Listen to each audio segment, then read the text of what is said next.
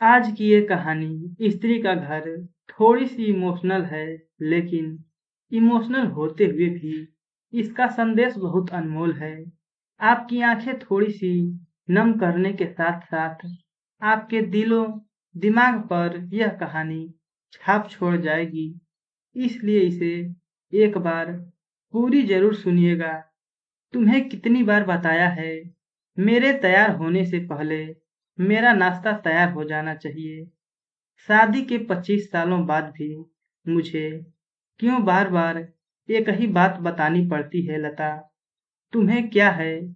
तुम तो आराम से घर पर रहोगी, मुझे काम पर जाना पड़ता है।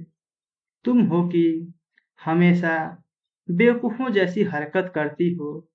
अगर तुम यह जानबूझकर करती हो तो याद रखना, मुझसे बुरा कोई नहीं होगा। आज भी प्रशांत का पारा चढ़ा हुआ था। इन कटु शब्दों में अपना गुस्सा उतारते हुए, गीला तौलिया कुर्सी पर फेंकते हुए, प्रशांत गुस्से से लता की तरफ देखने लगा। लता के लिए प्रशांत का यह बेवजह गुस्सा कोई नई बात नहीं थी।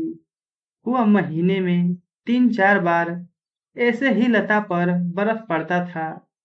पहले-पहले लता उसका विरोध किया करती थी, लेकिन जब कई सालों तक प्रशांत में कोई बदलाव नहीं दिखा तो लता ने खुद को ही बदल दिया। अब प्रशांत के कुछ भी कहने से लता को कोई फर्क नहीं पड़ता। प्रशांत की हर बात वो चुपचाप सिर नीचे झुकाए सुन लेती थी। शादी के पहले 5 साल तक लता ने पूरी कोशिश की थी कि प्रशांत को बदला जाए, लेकिन फालतू का गुस्सा करना और बाद में लता को भला बुरा कहना, यह मानो जैसे उसकी आदत सी बन गई थी। कोई भी वाद विवाद होता तो प्रशांत सीधा लता को बोल देता, अगर मैं तुम्हें अच्छा नहीं लगता तो क्यों नहीं चली जाती अपने मायके, क्यों रहती हो मेरे साथ।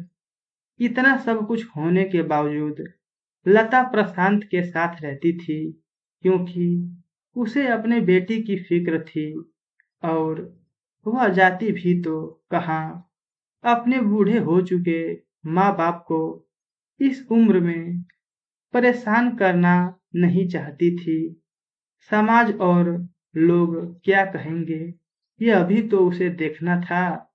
वह इतनी पढ़ी लिखी भी तो नहीं थी कि खुद जाकर कोई नौकरी कर सके और अपनी और अपनी बेटी का पालन पोषण कर सके। लता को अब अपनी फिक्र नहीं थी। उसको फिक्र थी तो बस अपनी शादी लायक हो रही बेटी की। लता नहीं चाहती थी कि पति पत्नी के झगड़े की वजह से काव्या डिस्टर्ब हो।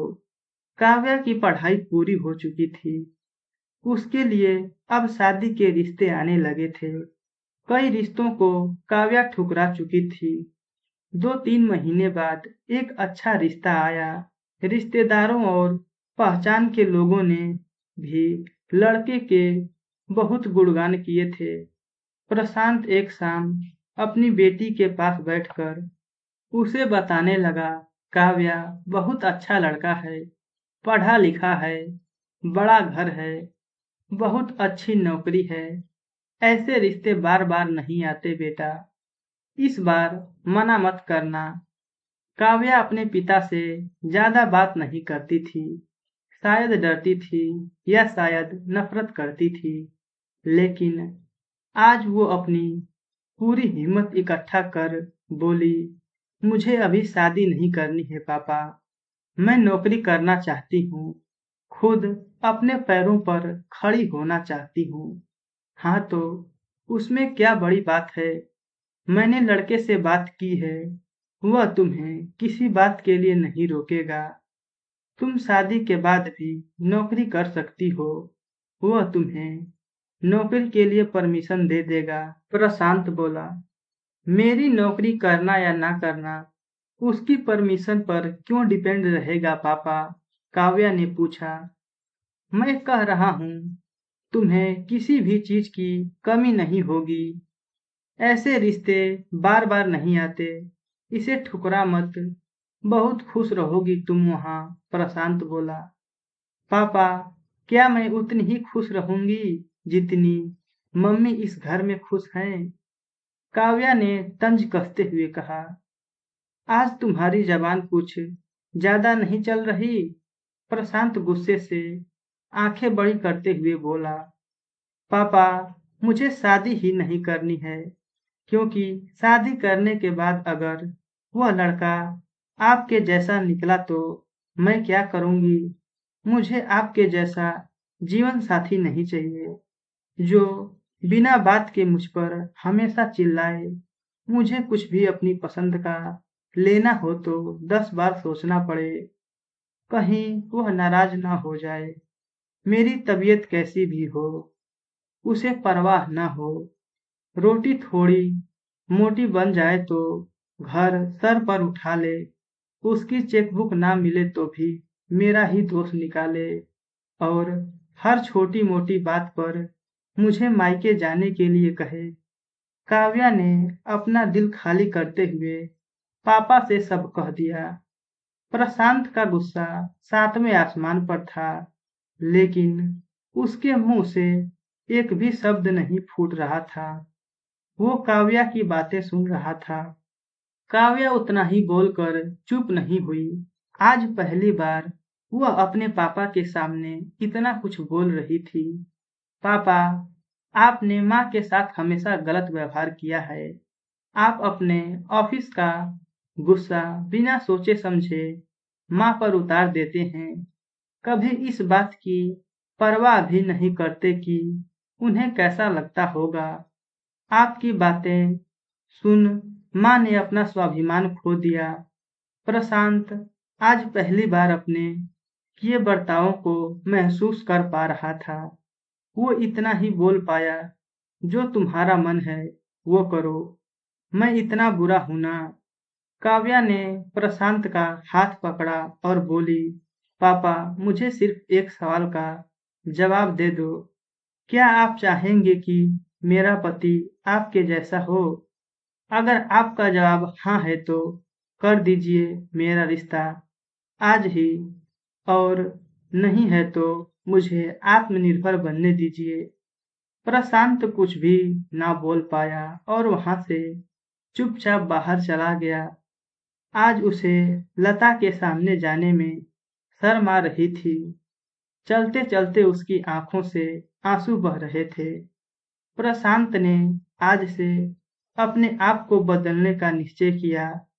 अगले दिन से लता ने अपने पति में काफी बदलाव देखा, तो वह सोचने लगी कि जो हिम्मत काव्या ने दिखाई है, वह हिम्मत अगर मैं पहले ही दिखा देती तो शायद आज परिस्थिति कुछ और होती।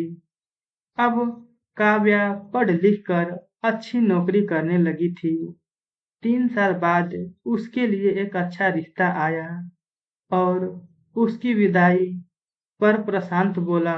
बेटा, तू हमेशा खुश रहेगी, क्योंकि तेरा पति तेरे बाप जैसा नहीं है। प्रशांत की यह बात सुनकर लता और काव्या की आंखों से आंसू बहने लगे।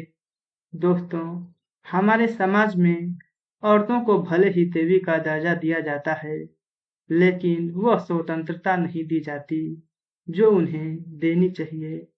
उन्हें बचपन से ही बताया जाता है कि वह पराया धन है। माँ बाप का घर तुम्हारा नहीं है, पति का घर ही तुम्हारा घर है। जीवन भर यह बातें बताकर उन्हें ससुराल भेज दिया जाता है, और किसी छोटे मोटे झगड़े में ससुराल वालों से उन्हें सुनना पड़ता है कि इस घर को छोड़ दो और मायके चले जाओ। दोस्तों, यह कहानी अब समाप्त होती है। उम्मीद करता हूँ यह कहानी आपको पसंद आई होगी। यदि पसंद आई है तो चैनल को सब्सक्राइब कर दें। धन्यवाद दोस्तों।